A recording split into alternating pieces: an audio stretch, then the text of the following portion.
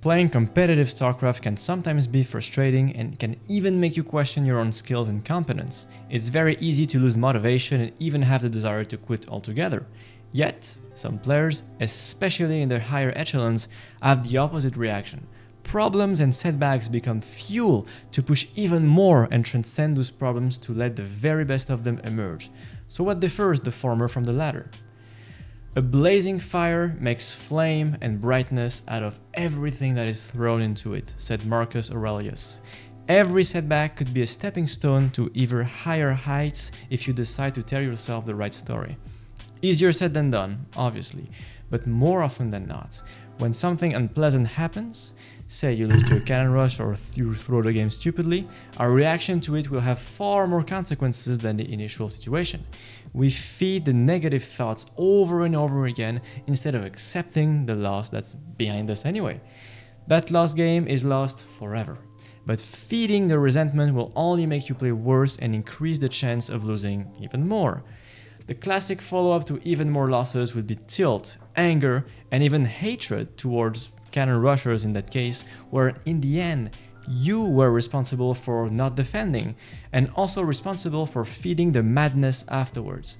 It's normal to be angry every now and then. It's okay to even smash your desk if it releases all the frustration. It's far more healthy than insulting the entire planet, to be honest, and sucking it in until you get an insane outburst that could really hurt yourself and others. That being said, you need to get that anger threshold higher. If the tiniest of things becomes nerve-wracking, we have an issue there that's far deeper than StarCraft II, and looking into it will certainly be wiser than feeding even more MMR to our beloved opponents. Now, how do we actually become a fire that turns everything thrown at it into light and brightness in a pragmatic way? First, we need to put things into perspective. Sometimes the challenge ahead of us appears far more difficult than it truly is in reality. At the same time, we tend to minimize our own abilities, making our success seem even more unobtainable. We also tend to filter our present self through past experiences. I lost 200 MMR today, therefore I'm complete garbage. Then the following day you look at your ranking in despair, but you're no longer the same person. Actually, you've gained experience. You've learned new things, even if the lessons were, I admit, sometimes a bit expensive MMR-wise or in your ego. I've talked about it in previous videos, but identifications of one's MMR is one of the biggest trap StarCraft II players fall into.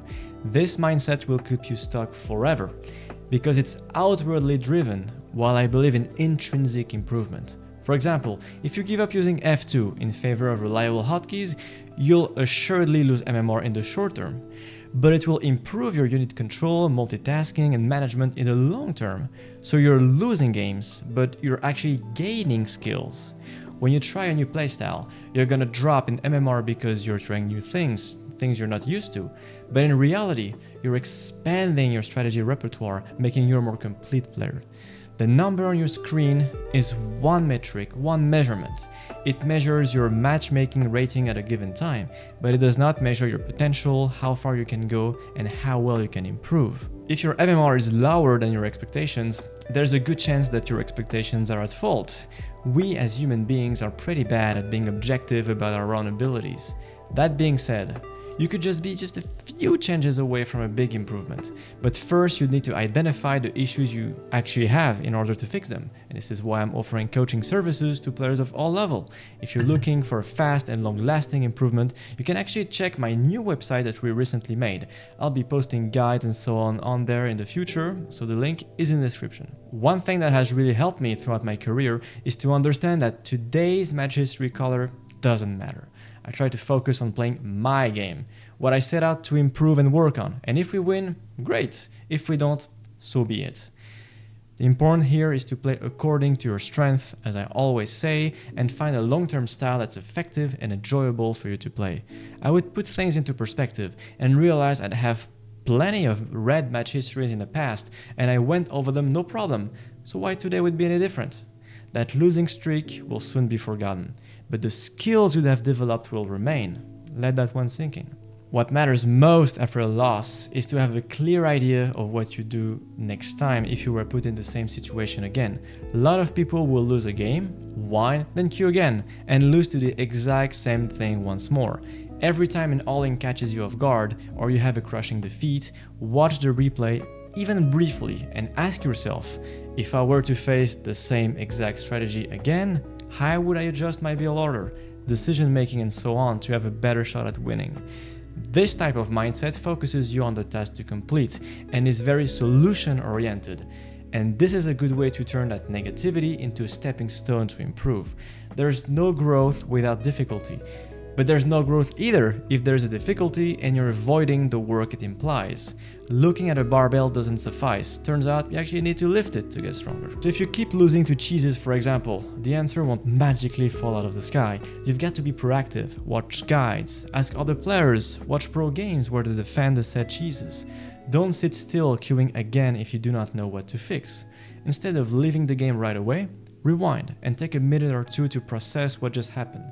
It's pretty low effort and high reward. And then you can test the adjustments and see how it goes. We all face annoying opponents, blind counters and other things of that nature. But what separates those who thrive from those who quit is that the former are more proactive. They're actively seeking solutions.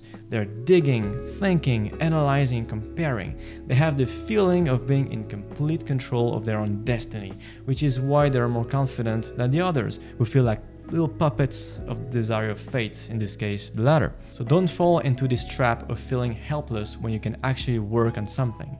Sometimes you just gotta ask for help. By the way, every time you lose to a cheese and you whine instead of finding a fix, you give them a very good reason to keep on cheesing. So you're a little bit at fault here too.